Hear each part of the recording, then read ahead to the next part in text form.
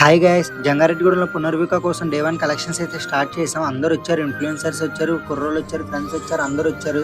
మీరు కూడా రావాలని కోరుకుంటున్నాం. మీరు సాయం చేయాలనుకుంటే ఈ పైన కనపడుతున్న QR కోడ్కి అయితే సెండ్ చేయండి. మీరు చేసే ఈ సాయం ఒక చిన్నారి ప్రాణాన్ని అయితే కాపాడుకుందాం. అందరూ సాయం చేయాలని కోరుకుంటున్నాం.